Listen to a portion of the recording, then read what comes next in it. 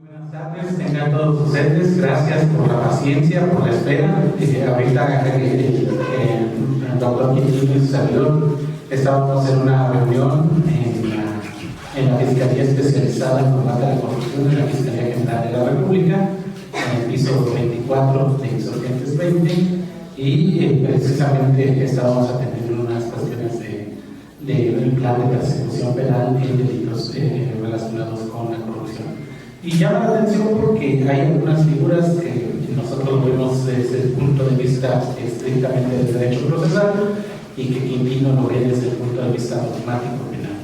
Sí, es decir, para poder judicializar una carpeta de investigación, para hacer la citación para formulación de la imputación, evidentemente nosotros tenemos que plantear el esquema que marca nuestro Código Nacional de Procedimientos Penales en el 41 para decir no solamente los datos que establezcan la existencia de un hecho que la ley señala como delito, así como la probabilidad de que la persona lo cometió o participó en su comisión, sino también es necesario agregar dos alicientes adicionales, que es el grado de ejecución del hecho y la naturaleza de la conducta. ¿Esto qué quiere decir? Principalmente porque si en un tipo penal vamos a suponer de contratación ilícita, uso ilícito de funciones y atribuciones consumado instantáneamente por el autor directo en forma de acción dolosa, pues evidentemente lo reducimos a una sola persona, que es la que plasma su firma autógrafa en un contrato de una licitación. Sin embargo, para que se pueda llegar a ese contrato, pues necesitamos a alguien que haya calificado a los licitantes. Necesitamos que haya un comité de adquisiciones, necesitamos que haya un órgano interno de control, necesitamos que alguien participe en el compraventa para que suba la información y necesitamos calificadores externos. Entonces, no solamente es quien firma, pero si nosotros lo contemplamos como un tipo penal de naturaleza instantánea, evidentemente solamente vamos a poder judicializar sobre la persona que firma, pero no vamos a poder judicializar sobre todos los demás que tienen una intervención activa en el hecho. ¿Eso qué quiere decir? Que si no hay calificaciones, por ejemplo, en las empresas, pues simple y sencillamente no se puede llevar un proceso de adjudicación. O si no hay, digamos, una convocatoria donde se sientan las bases, donde hay una apertura de propuestas, o simplemente donde se convocan a los licitantes para una junta de aclaraciones que lo lleva un comité de adquisiciones, pues evidentemente no se puede llevar a cabo la firma del contrato. Entonces, para ello vamos a hablar de que todos tienen un dominio funcional del hecho, que Rocín le llama el codominio funcional del hecho. Sin embargo, me llama la atención sobre todo por la intervención que hace el maestro Quintino, porque no solamente basta con que haya un reparto de roles en la ejecución del hecho, que eso es importante, sino también que haya una pluralidad de conductas con unidad de propósito delictivo donde se trate de los mismos sujetos activos y mismos sujetos pasivos. Y eso cambia la forma de intervención, o más dicho, el grado de ejecución de un delito instantáneo, que es la simple firma autógrafa del contrato, a un delito continuado. ¿Y qué repercusiones tiene ello? En la pena. ¿Por qué? Porque va una mitad más de lo que marca el tipo penal básico. Entonces, si se dan cuenta, aparentemente son cuestiones de derecho procesal, pero la dogmática penal tiene una intervención muy activa que si la desconoce un fiscal o si la desconoce un juzgador, evidentemente no se podría hacer la clasificación jurídica del hecho y solamente sancionaríamos a una persona dejando impune a toda la estructura que haya participado en ese tipo de procedimientos. Por ello fue bastante interesante escuchar la opinión del doctor Quintino en ese punto, y fue una de las razones por las cuales, digamos, salimos prácticamente a las 3 de la tarde de allá y nos venimos corriendo para poder llegar a tiempo aquí con ustedes. Y pues ese fue el principal motivo, en el cual pues les ofrecemos una profunda disculpa por esa situación. Pero créanme que estaban bastante interesantes las opiniones técnicas que estaba vertiendo el doctor Rubén Quintino. Pues sin mayor preámbulo, yo espero que él nos diga en relación al principio de imputación, ¿sí? Recíproca, que me parece interesante, sobre todo en el codominio funcional del hecho. Adelante, Rubén. Muchísimas gracias.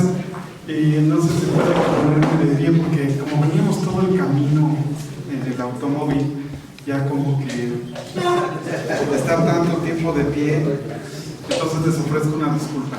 Miren, como dice Camilo Constantino, y tiene toda la razón, entre derecho sustantivo y derecho procesal hay una relación recíproca o una relación pendular.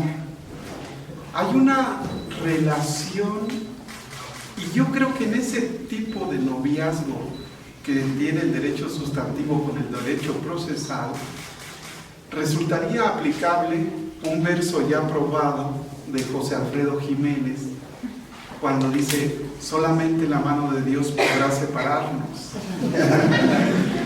O sea que no es fácil separar el derecho sustantivo del derecho procesal. No obstante que en esos antiguos libros de editorial Porrúa, pasta dura, todavía en esos libros que se venden en las librerías de anticuarios, allí se puede leer frasecitas como la siguiente: una cosa es el derecho sustantivo y otra cosa es el derecho procesal. Y se dice, son como el agua y el aceite. Nada de eso. Lo que hay entre derecho sustantivo y derecho procesal en materia penal es una relación pendular, a tal grado que podemos decir que no existe proceso sin dogmática. O sea, no existe proceso sin derecho sustantivo. Más aún, tendríamos que decir que cada sistema procesal tiene su propia dogmática. Eso significa que la dogmática del sistema acusatorio es esencialmente diferente a la dogmática del sistema tradicional. No sé si se han dado cuenta, pero la dogmática tradicional en México, que va de 1931 a 2014, es una dogmática que no reconoce ni tiene las posibilidades de atribuir responsabilidad penal a las personas morales. Pero la dogmática 2014-2019 sí reconoce y tiene los elementos para atribuir un hecho a una persona moral. ¿Eso qué significa? Que la dogmática contenida en el Código Penal, en el Código Nacional de Procedimientos Penales, es una dogmática distinta, diferente. Pero bueno, vamos a ocuparnos de la primera parte. Primero, afirmar que todo proceso, incluso todo procedimiento, inicia con una clasificación jurídica. Así como lo dijo Camilo Constantino hace un momento, él citó 5 elementos básicos para clasificar un hecho. Esos elementos están descritos en el 141 del CNPP. Ahí se puede leer la siguiente frase, artículo 141. Son elementos de la clasificación jurídica el tipo penal que se atribuye, el grado de ejecución del hecho, la forma de intervención, la naturaleza dolosa o culposa de la conducta y, en su caso, la clase de concurso correspondiente. De modo y manera que siempre que tenemos una clasificación jurídica, aunque ésta sea preliminar, y aunque esa clasificación jurídica en algún momento del procedimiento sea susceptible de reclasificarse, no obstante, no existe procedimiento sin clasificación. De hecho, la clasificación jurídica es como una cinta métrica que sirve para calcular los márgenes de punibilidad. O sea que cada elemento de la clasificación jurídica tiene una repercusión directa en el margen de punibilidad. Por eso acabamos de escuchar en Camilo Constantino que nos dijo, si este artículo 200 y tantos lo consideramos como consumado instantáneamente y después lo consideramos como consumado continuadamente, en el último caso nos dice, la pena del margen de punibilidad establecido se tendrá que aumentar en una mitad del máximo. Por ejemplo, si ustedes tienen un tipo penal que va de 8 a 12 y ese tipo penal no se consumó instantánea sino continuadamente, con unidad de propósito delictivo, pluralidad de conductas, se quebranta el mismo tipo y el mismo bien jurídico, entonces la consecuencia es que si tienes 12 como pena máxima, la mitad son 6 y la mínima habíamos quedado en 8, 6 y 8 quedaría la mínima en 14, mientras que 12 y 6 quedaría en 18. No sé si se dan cuenta que para eso sirve el grado de ejecución. Obviamente, si nos dicen ese tipo penal no se consumó ni instantánea ni continuadamente, antes al contrario quedó en grado de tentativa. Bueno, pues la tentativa, por ejemplo, en el Código de la Ciudad de México nos dice que en casos de tentativa se debe imponer la tercera parte del mínimo a las 2/3 partes del máximo. Por lo tanto, se castiga más un hecho consumado continuadamente que otro consumado instantáneamente y se castiga menos la tentativa, obviamente. Pero eso significa, mis queridos amigos, que cada elemento de la clasificación jurídica tiene un impacto directo en el margen de punibilidad. Obviamente el tipo nos marca un marco o un margen de punibilidad. De hecho, eso es lo más importante de un tipo. La vez pasada, platicando con algunos amigos en algún salón de clase, les pregunté, mis queridos alumnos, les dije, para ustedes, ¿qué es lo más interesante de un tipo? ¿Cómo, maestro? Sí, cuando conocen un tipo, ¿qué es lo primero que les llama la atención? Y ellos creo que estaban pensando en un tipo de persona, pero yo estaba pensando en un tipo legal. Me dijeron, pues, sobre el tamaño de su cartera. No, les dije, lo más importante de un tipo es el margen de punibilidad, la mínima y la máxima. Y dentro de esa mínima está la media aritmética. Y si se tienen que poner a pensar cuál es lo más importante en un tipo, no es el bien jurídico, ni la conducta ahí descrita, tampoco el sujeto activo, la calidad personal que pueda tener uno y otro. No, lo más importante en un tipo es el margen de punibilidad. La mínima, sobre todo, la media y la máxima. ¿Por qué? ¿Por qué sobre todo la mínima? Porque sobre la mínima se calcula el abreviado y el 90% y tantos de los casos en México se resuelven con abreviado para delitos dolosos y para delitos culposos. Entonces, siempre que conozcamos un tipo, hay que fijar la mirada en la mínima. Ahora, ese margen de punibilidad es como una marioneta cuyos hilos los mueve la dogmática jurídica, la dogmática penal. Porque si ese mínimo y máximo le ponemos un pequeño movimiento de consumación continuada, entonces los pies van a estar más pesados para esa marioneta. Se va a aumentar en una mitad del tipo básico la pena correspondiente. Si le ponemos una tentativa, obviamente que va esa marioneta a sentirse más ligerita. Si le ponemos una participación, a los partícipes se les sanciona con 3/4 partes, va a aligerarse un poco. Si decimos, ¿sabes qué? No es un hecho doloso, más bien es un hecho de título culposo, y ese tipo admite configurarse culposamente, por ejemplo, en el Código Penal Federal se les atribuye con 1/4 parte, o sea, con punto 25.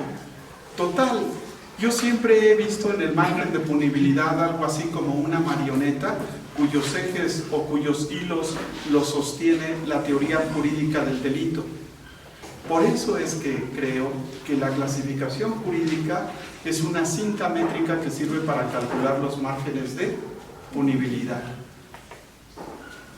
Fue precisamente un servidor y Camilo Constantino quienes nos encargamos de incorporar los elementos de la clasificación jurídica al Código Nacional de Procedimientos Penales. Camilo me comentaba, Quintino, fíjate que en Chile, Colombia, Ecuador, Argentina, para clasificar un hecho, también en Europa, solamente se requieren 2 elementos, tipo penal y forma de intervención.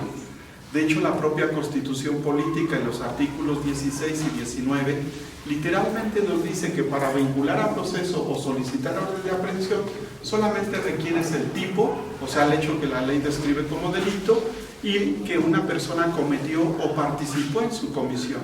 Muy bien, o sea, estás pidiendo tipo y forma de intervención, pero no es lo único, obviamente. Le dije, Camilo, además hay que agregar el grado de ejecución, la naturaleza dolosa o culposa de la conducta y en su caso la clase de concurso. ¿Por qué? Porque todo eso va a intervenir en el margen de punibilidad.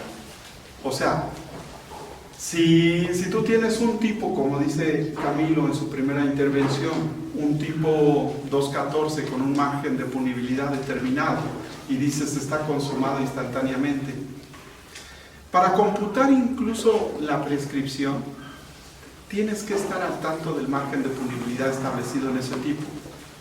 Pero si tú dices, ¿sabes qué? Ese tipo no se consumó una, sino 2, 3, 4 veces. Entonces al sujeto activo hay que ponerle un concurso real. Los márgenes de punibilidad se incrementan, se acumulan esas penas, nada más aplicando el puro concurso, ya desde la clasificación preliminar. Y al incrementarse el margen de punibilidad, obviamente que se incrementa el término para el plazo y que podamos medir nosotros la prescripción. ¿Sí están de acuerdo? Y si no ponemos el concurso desde el primer momento de una clasificación jurídica preliminar, entonces el Ministerio Público quizá ni tendría acción penal, debido a que la prescripción en ocasiones puede entenderse como una causa de extinción de la acción penal. Entonces estos elementos, le digo Camilo, no hay que esperarlos. Estos elementos los debe contener el Código Nacional de Procedimientos Penales ya desde la clasificación jurídica preliminar. Y me dice que ahora expliquemos, me dice Camilo, el principio de imputación recíproca para los casos en que varias personas intervienen en un hecho cometido en coautoría. Primero hay que definir a la coautoría. Como él lo dijo, la coautoría se presenta, dice Camilo, cuando la suma de las funciones de todos los intervinientes representa un dominio funcional de la realización del hecho. Por eso precisamente se llama dominio funcional. O sea que la coautoría y la frase dominio funcional son sinónimos, porque se trata de sumar la función de uno con la función de otro y la función de n, es decir, la función de todos los intervinientes. Y cuando la suma de todas esas funciones nos da un dominio funcional, entonces podemos decir que hay un dominio funcional de la realización del hecho y que por lo tanto son coautores. Pero me dice, hay que explicar el concepto de imputación recíproca. ¿Qué significa? El principio de imputación recíproca, como se puede leer en algunas tesis jurisprudenciales, consiste en lo siguiente: en que el total del hecho se le debe atribuir a cada uno de los coautores. O sea, es algo así como decir, cada uno respondemos por todo. Esos son los coautores. De hecho, lo más importante de la coautoría es el principio de imputación recíproca. Imaginen ustedes que, no de este grupo, sino del grupo de acá, 3 personas se deciden a cometer un robo a casa habitación. Imaginen ustedes que los 3 ingresan a la casa habitación. Uno roba un cuadro cuyo valor son 5,000 pesos.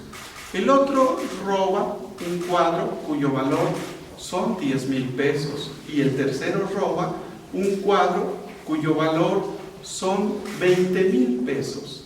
A las afueras de la casa habitación los detenemos. Los clasificamos. Robo a casa habitación consumada instantáneamente donde intervinieron los coautores en forma de acción dolosa.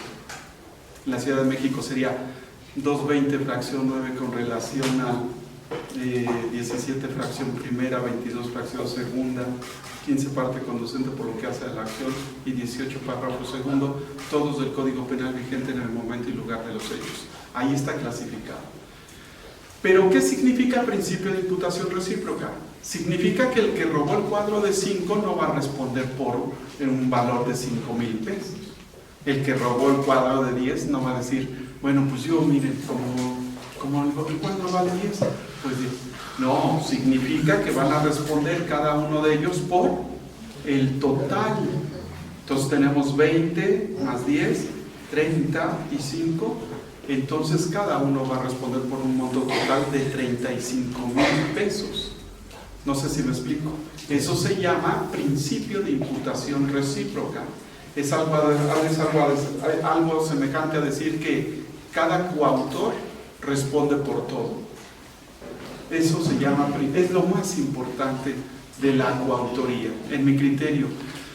Entonces, mis queridos amigos, eso sería el principio de imputación recíproca. En mi segunda intervención quisiera explicar cómo va o cómo existe una relación entre concepto y consecuencia. O sea, yo me quisiera dedicar en mi siguiente intervención a decirles, ¿saben qué? Cómo cada concepto trae consigo una consecuencia. Y mi recomendación sería, nunca estudien un concepto sin consecuencia. Al contrario, siempre que tengamos un concepto, cualquiera que éste sea, ya sea de derecho sustantivo o de derecho procesal, asociémoslo a su respectiva consecuencia. O sea que hay que aprender a mirar al derecho penal a través de sus consecuencias y asociar a cada uno de esos conceptos sus consecuencias debidas. Eso sería en mi segunda intervención. Mi querido Camilo, adelante. Yo creo que una de las principales figuras que tiene un esquema bastante cercano al derecho penal y el proceso penal es precisamente la clasificación jurídica del hecho. Porque con base a la clasificación jurídica del hecho nosotros podemos determinar si vamos a una suspensión provisional del proceso, si procede un acuerdo reparatorio o restitutorio o incluso la medida cautelar. ¿Sí? Es decir, variamos la clasificación jurídica del hecho e inmediatamente vamos a variar también la cuestión de la medida cautelar. Por ejemplo, a raíz de la reforma del 12 de abril de 2019, en donde se hizo una ampliación del catálogo de los tipos penales de prisión preventiva oficiosa, en los temas que a nosotros nos tocan, por ejemplo, no es lo mismo imputar el hecho a una persona por operaciones con recursos de procedencia ilícita, que resulta que tiene la característica de ser servidor público a enriquecimiento ilícito. ¿Por qué? Porque resulta que las operaciones con recursos de procedencia ilícita se pueden llevar a cabo a través de la extinción de dominio. El enriquecimiento ilícito por sí mismo no, a menos de que esté relacionado, digamos, con alguna otra cuestión de actos de corrupción. También tenemos que las operaciones con recursos de procedencia ilícita es de prisión preventiva justificada y el enriquecimiento ilícito es de prisión preventiva oficiosa. Eso también es otro dato que hay que tener en cuenta. ¿Por qué? Porque si hay un debate entre clasificar el hecho, también va a repercutir en la medida cautelar. Sí, por ejemplo, también en cuestión de una persona que lleva a cabo un procedimiento licitatorio, si obtiene un beneficio para sí o para un tercero, entonces estamos frente a un delito de uso abusivo de funciones y atribuciones. Y si solamente lo hace la simple firma del contrato, entonces estamos frente a un delito de uso ilícito de funciones y atribuciones. ¿Qué diferencia hay entre el uso abusivo y el uso ilícito? La prisión preventiva.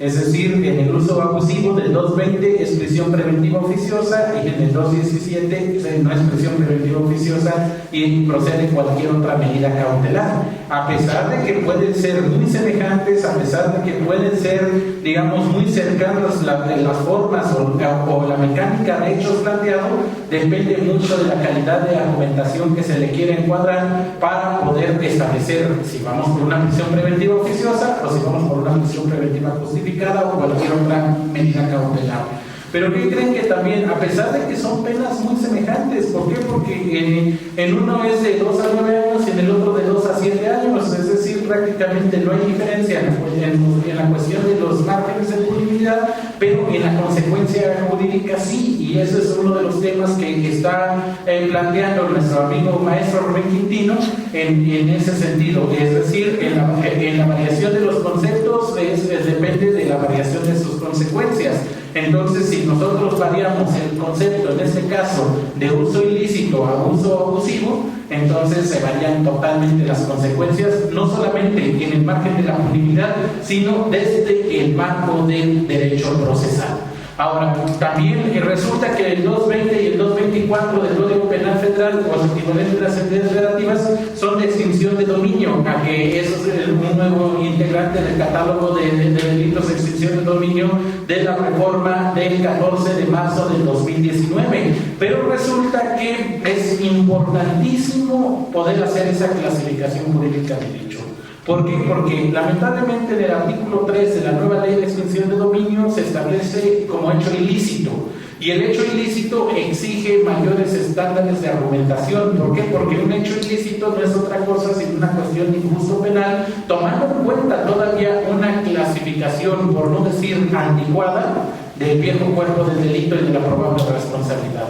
Ahora las argumentaciones deben ser ágiles y fluidas, de tal forma que, por ejemplo, si tenemos enriquecimiento ilícito consumado permanentemente por el autor directo en forma de acción dolosa, ahí entendemos que es un tipo penal de propia mano, que requiere una calidad específica en el sujeto activo, que no lo puede cometer cualquier persona, sino solamente aquella que tenga. Es fundamental ver esa clasificación jurídica del hecho para poderse imputar a una persona.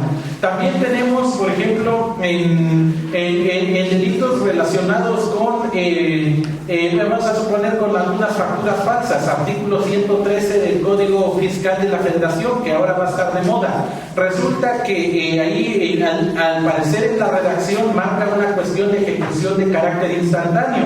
Sin embargo, hay veces que se realizan en diversas ocasiones, y ahí es donde viene la controversia de utilizar 5, 10 o 15 o 20 facturas falsas de una o de distintas empresas por el mismo contribuyente. Entonces vamos a decir que se trata de un concurso de delitos y prácticamente le estaríamos dando una cadena perpetua a una persona. Por ello es fundamental establecer que solamente se trata de una sola conducta, porque solamente se está lesionando un solo bien jurídico tutelado. Y la importancia de los grados de ejecución, que no vienen en el rango constitucional, que sí vienen en el rango legal, creo que es de mayor protección, porque si solamente nos vamos al hecho y a la persona que se le atribuye, entonces son 50 facturas, son 50 hechos distintos, 50 operaciones distintas y por tanto 50 sanciones distintas. En cambio, si se toma en cuenta los grados de ejecución del hecho, ahí repercute notoriamente, porque también va a repercutir en los márgenes de punibilidad,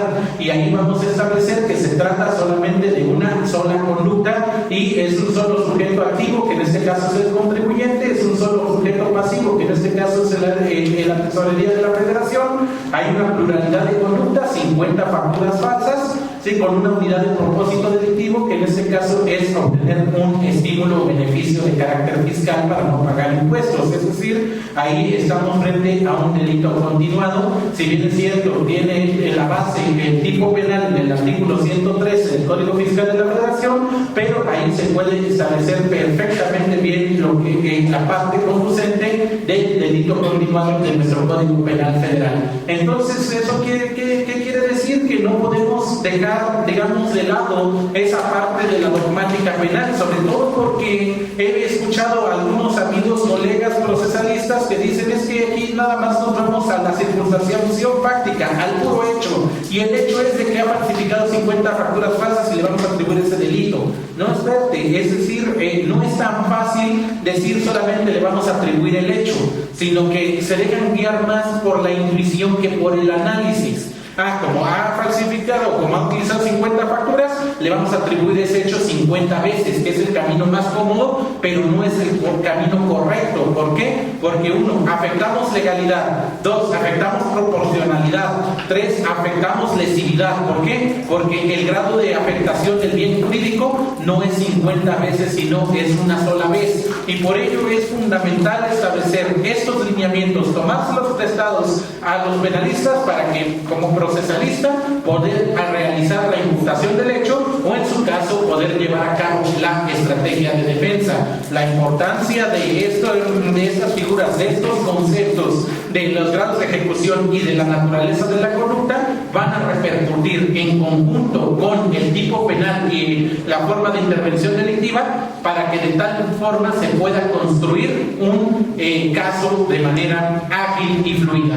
Sobre todo porque también analizábamos un caso relevante hace un rato y que decíamos que esto se debió haber imputado por acción, es decir, uso indebido de funciones y atribuciones del 214 del Código Penal Federal por acción y se ha imputado por omisión. Entonces, ¿qué diferencia hay entre uno y otro? Bastante. ¿Por qué? Porque en una omisión requiere un deber jurídico de actuar y requiere también de que esa omisión sea de carácter simple, meramente formal, pero ahí estamos dejando fuera a otras personalidades porque hay una simple omisión, es decir, le estamos ayudando no solamente a la persona que puede estar privada de la libertad, sino también a quienes hayan participado o hayan tenido conocimiento de esa información. En cambio, si se hubiese transformado en una cuestión de acción, cambia totalmente la estructura de la clasificación jurídica del hecho y tuviésemos más coimputados para el esclarecimiento de ese hecho. Es decir, no solamente se trata de un deber de actuar, sino también se trata, en este caso, de establecer hasta dónde llegó ese actuar para que tenga consecuencias frente a terceros y si esos terceros puedan ser autor o partícipes del hecho relacionado por un autor principal. Y ahí viene algo que Quintino brillantemente ha desarrollado como el principio de asesoría limitada o el principio de asesoría externa, donde establece que será punible la conducta del inductor o cómplice siempre que el autor del hecho principal haya realizado un comportamiento típicamente doloso y antijurídico a la vez, y a la vez que se haya consumado se quede en grado tentativa punible, todos vigentes en el Código Penal Federal. Y evidentemente esto nos establece la estrategia para seguir al momento de imputar un hecho. Entonces, si el Ministerio Público o en su caso el juzgador desconoce estos temas, difícilmente va a poder llevar a cabo esa clasificación frente a un caso concreto y por supuesto que el no hacerlo correctamente puede generar una cuestión de impunidad. Sí, por ello es de que el procesalista debe tener unas nociones básicas de lo que es el derecho penal y no por una cuestión de invasión de figuras, porque el penalista tiene su propia formación, sino el procesalista debe establecer cuál es la estrategia correcta para imputar ese hecho y cómo sostenerlo frente a los tribunales. ¿Por qué? Porque si no se hace esa argumentación de manera clara, de manera fluida, de manera congruente, entonces simple y sencillamente no se podría atribuir esa clasificación jurídica y esto va a generar esa percepción que lamentablemente nos ha lacerado en nuestra sociedad. Pues vamos a escuchar al doctor Quintino en esa cuestión de cómo la variación conceptual se debe partir a partir de las consecuencias. Muchas gracias.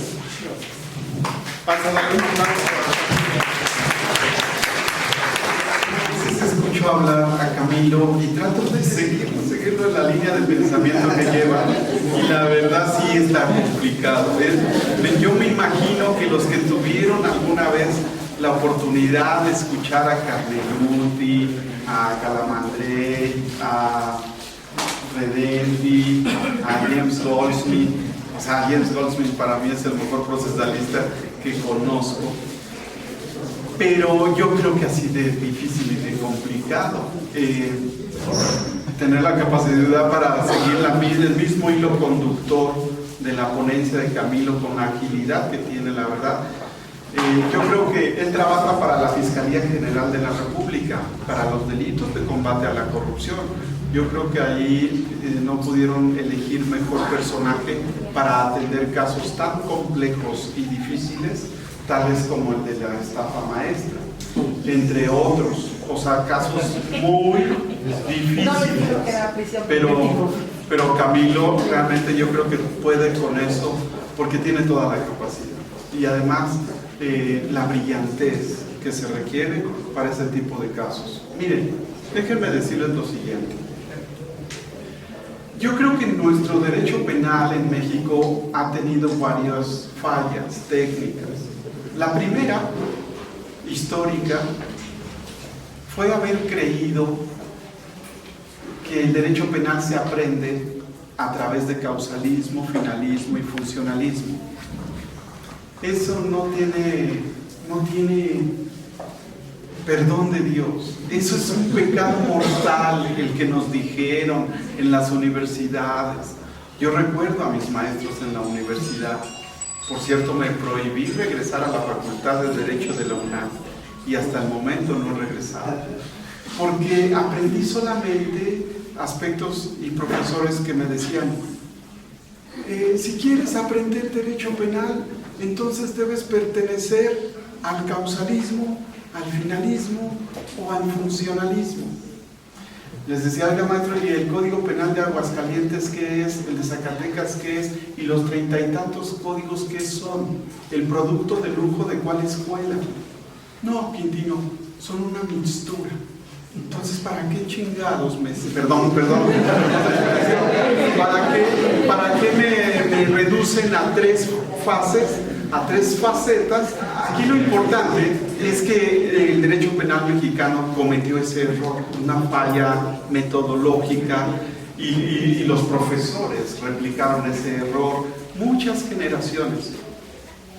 Y yo, desde que publiqué mi primer libro hace 20 años, Perspectivas Penales, Camilo, el primer párrafo dice, la primera 2 líneas, que sería un gran error tomar posición por el causalismo, el finalismo o funcionalismo, que en realidad así no es la forma correcta de aprender derecho penal.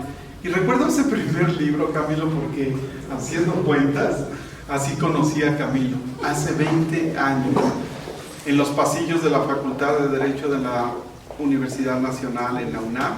Yo andaba vendiendo un librito que se llama Perspectivas Penales, costaba 15 pesos, y Camilo me abordó para preguntarme el precio. Le dije, cuesta 15 pesos.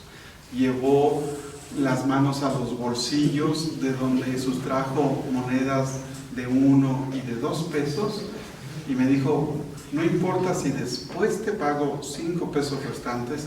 Dije, no importa, que por cierto...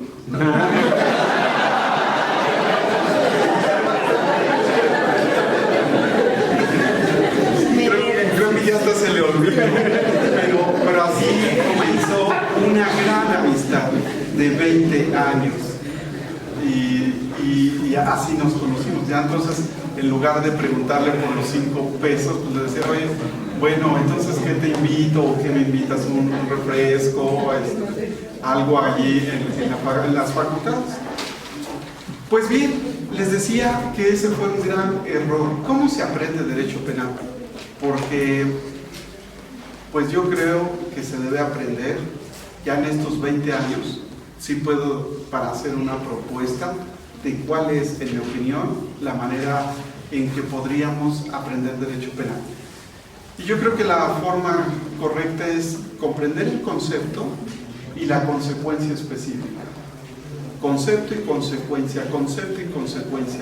Porque a menos a un servidor solamente me enseñaron conceptos y nunca me enseñaron las consecuencias de esos conceptos. Por ejemplo, me enseñaron autoría, participación, concurso real, concurso ideal, error de tipo o de prohibición, consumación instantánea, continuada, tentativa. Me enseñaron conceptos y vivía en un mundo poblado de conceptos que no era real, hasta que comencé a preguntarme, a ver, ¿por qué la culpa con relación al dolo baja en 0.75? ¿O por qué la culpa en relación al exceso en las causas de justificación permanece con 0.25? O sea, con una cuarta parte del margen de punibilidad de que se trata. Hasta que comencé a preguntarme por las consecuencias, es que pude reflexionar acerca de los conceptos. Esto se los quería comentar por 2 razones. Primero, porque el entonces procurador de la administración pasada, cuando se hizo el Código Nacional de Procedimientos Penales, el entonces Procurador General de la República me encomendó incorporar al CNPP, hoy vigente, Código Nacional de Procedimientos Penales. Hace 6 años, en 2013, me dijo: Quintino, incorpórale al Código Nacional de Procedimientos Penales, que todavía es un proyecto, todo el derecho sustantivo que tú consideres necesario. Entonces le dije que sí, que cómo no, que claro, porque no hay proceso sin dogmática. Oye, Quintino, ¿pero tú crees que sería inconstitucional? No, de ninguna manera. Corrobórelo con todos los códigos de procedimientos del mundo. Todos tienen derecho sustantivo. El único que le quitó el derecho sustantivo al proceso fue Franz Kafka, pero lo hizo en una novela que lleva el mismo nombre, El Proceso. Pero de ahí en fuera nadie le ha podido quitar al proceso la dogmática o el derecho sustantivo, que es lo que le hace funcionar o le ayuda a que funcione el proceso. Y cuando terminé de incorporar al CNPP todo el derecho sustantivo, entre ellos la clasificación jurídica que estamos ahorita comentando, pues muchas preguntas me hicieron. Me dijeron: oye, Quintino, y si tú le incorporaste 20 y tantas figuras al CNPP de derecho sustantivo, te pregunto, ¿el CNPP qué es? ¿Causalista, finalista o funcionalista? No, hombre, yo creo que necesito una reedición de aquel libro, Perspectivas Penales, donde desde hace 20 años yo pensaba que ese no era el camino. Eso no sirve para aprender derecho penal. Tomar postura por el causalismo, finalismo o funcionalismo no sirve. ¿A quién se le ocurrió hacer esas escuelas? O sea, ¿a quién se le ocurrió por primera vez en el mundo hacer una escuela causalista versus finalista? El que tuvo esa diabólica idea fue un penalista alemán de nombre Edmundo Metzger. Hacia 1950, junto con otro penalista también aficionado a Hitler, o sea, hitleriano, ambos hitlerianos, construyeron este juego, este artificio, causalismo versus finalismo, y lo compró no solo México, sino todos los países de la familia romano-germánica. Todos compraron el mismo artificio, causalismo versus finalismo, y después de 1970 se incorporó una tercera escuela, funcionalismo, y así se enseña en todo el mundo derecho sustantivo, derecho penal, causalismo, finalismo y funcionalismo. Yo creo que aquellos que le saben un poco a la historia de nuestra materia comprenderían perfectamente que no existe una base ético-profesional para que sigamos creyendo en el causalismo, finalismo o funcionalismo. Y cuando me preguntan nuestro código de procedimientos penales, ¿qué es? ¿A, B o C? Les digo, no es ninguna de esas tres escuelas. ¿Por qué, Quintino? ¿Qué tiene de novedoso? De novedoso tiene, por ejemplo, la responsabilidad penal de las empresas. Camilo y yo redactamos del 421 al 425 del CNPP, responsabilidad penal de las empresas. Y si ustedes preguntaran a esos causalistas, finalistas o funcionalistas, les dirían: mi escuela me lo prohíbe. Al causalismo no hay responsabilidad penal de las empresas. Finalismo tampoco reconoce responsabilidad penal de las empresas. Funcionalismo tampoco. Entonces, ¿qué es? Bueno, yo creo, amigos, que cada quien en nuestra vida profesional debemos estudiar la dogmática, el derecho sustantivo, y que cada quien lo haga a su manera. ¿Sí me explico? Sin tomar partido por causalistas, finalistas o funcionalistas. De hecho, no se ve a futuro una nueva escuela o tendencia, pero eso no va a detener el derecho penal. El derecho penal va a seguir su curso, porque el derecho penal es tránsito y transición, y no lo podrán detener esas tres escuelas jamás. Tampoco si miramos al pasado. Si nosotros nos preguntáramos, por ejemplo, por la consumación continuada, surge en Italia hacia el año 1724, la tentativa, el año 1300, se la debemos a Tiberio Deciano. El concurso real o ideal. El concurso real o ideal, amigos, ha transitado entre derecho sustantivo y derecho procesal. Ha habido procesalistas que dicen esto es procesal. También ha habido penalistas que dicen el concurso real o ideal es derecho sustantivo. Y así sucesivamente va el derecho penal en constante tránsito y transición. Pero los que estudian causalismo, finalismo, funcionalismo detienen el tiempo, o creen al menos detenerlo, de 1950 para acá. Y cuando tratan de comprender las formas de intervención, nunca lo van a lograr, porque esas datan de 1752. Entonces, ¿qué sugiero para aprender derecho penal? Un conocimiento por lo menos cronológico de cómo ha evolucionado nuestra materia.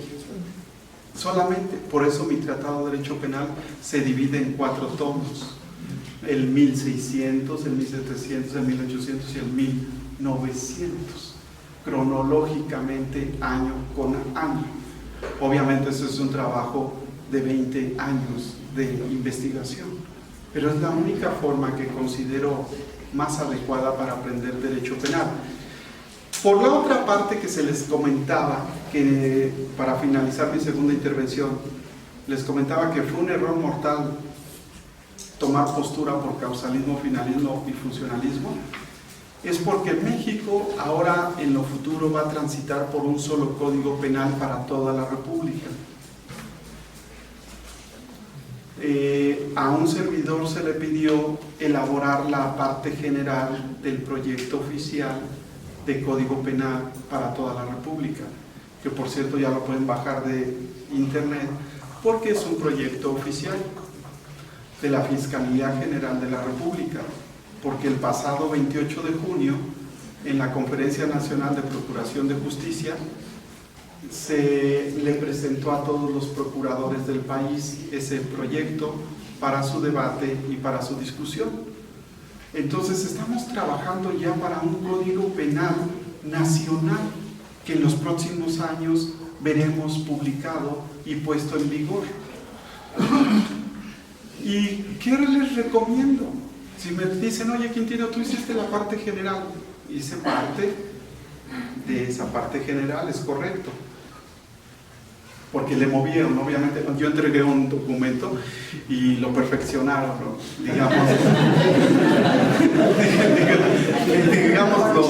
digámoslo correctamente, lo pusieron al día. Los procuradores del país dijeron aquí sí, aquí no, aquí sí. Muy bien, aún así me parece que es una parte general para un código penal nacional respetable. Sí lo es. Tuve que responder a todas las inquietudes y todas las preguntas de las barras, colegios de abogados, de la Academia Mexicana de Ciencias Penales. La Academia Mexicana de Ciencias Penales pues contiene a los mejores penalistas del país. Muchos de ellos pues más bien ya más lo que tienen es un prestigio más que una actualización en esta materia, la verdad. O sea, un prestigio muy bien ganado en ciertas épocas, pero que a juzgar por sus aportaciones al proyecto al que me refiero, las contesté por escrito y la verdad sí nos quedaron a deber. Pero ellos, los propios académicos, los propios miembros de la Academia Mexicana de Ciencias Penales dijeron: este proyecto de Código Penal Nacional se incorpora al funcionalismo. Y aunque el funcionalismo es supuestamente lo más desarrollado de nuestra materia, no me sentí halagado. ¿Por qué? Porque es caer en el mismo error. En aquel error que cometieron los penalistas anteriores de decir, si el dolo se estudia en la probable responsabilidad, somos causalistas. Si el dolo se estudia en el cuerpo del delito, somos finalistas. Ese es el error grave que nadie se puede volver a permitir en la vida futura del derecho penal en este país. Eso no es cierto. Tan así es que en junio del 2008, Camilo, se quitaron las frasecitas cuerpo del delito y probable responsabilidad de los artículos de la Constitución Política, y entonces a esas personalidades les tendríamos que decir, ahora qué chingados somos. O sea, si ya quitaron el cuerpo del delito y la probable responsabilidad de la Constitución y del Código Nacional, y el dolo ya no está ni en el cuerpo del delito ni en la probable responsabilidad, porque ya no existen esas figuras procesales, entonces ahora ¿qué somos? ¿Causalistas o finalistas? Eso les demuestra que no era por ahí el camino. En el Código Nacional de Procedimientos Penales se hace referencia a la conducta dolosa o culposa, al comportamiento doloso o culposo de la conducta. O sea, nuestra conducta como ser humano puede ser dolosa o culposa. ¿Dónde está el dolo? Pues en la conducta. ¿Dónde se describe la conducta? En los tipos. Por lo tanto, ¿dónde está el dolo? En los tipos, porque ahí se describe la conducta de las personas. No sé si me explico. Por eso la clasificación jurídica dice el tipo penal que se atribuye el grado de ejecución, la forma de intervención y la naturaleza dolosa o culposa de la conducta. El dolo o la culpa pertenecen a la conducta y la conducta dolosa o culposa está descrita en el tipo. Por lo tanto, en el tipo está el dolo y está también la culpa. Pues bueno, aunque los personajes de la Academia Mexicana de Ciencias Penales se incorporaron al proyecto de Código Penal y dijeron que era un proyecto de corte funcionalista, eso no fue para mí un halago. Para mí fue una constatación de un peligro que se quiere volver a cometer. ¿De qué vamos a hacer? ¿Causalistas, finalistas o funcionalistas? No va por ahí el camino. El camino va por aplicar la ley que esté vigente en el momento y lugar de los hechos. O sea, que cada quien sea un dogmático, pero a su manera, pero que finalmente lo sea. Esa es más o menos la idea. Yo lo aprendí cuando era estudiante. Yo aprendí que no teníamos que tomar postura por A, B o C. Y lo aprendí en gran parte a una carta que le leí a Fernando Pessoa, un gran poeta de Portugal. Decía Fernando Pessoa dirigiendo una carta a su novia Natalia, y con esto concluyo, le dijo: mira Natalia, dirigiéndose desde luego a los familiares de Natalia, les dijo: mira Natalia, les dijo Fernando Pessoa, un gran poeta, les dijo: mira Natalia, váyanse al diablo sin mí. O déjenme irme yo solito al diablo. ¿Para qué hemos de ir todos juntos? Y además le dijo: no me gusta que me tomen del brazo.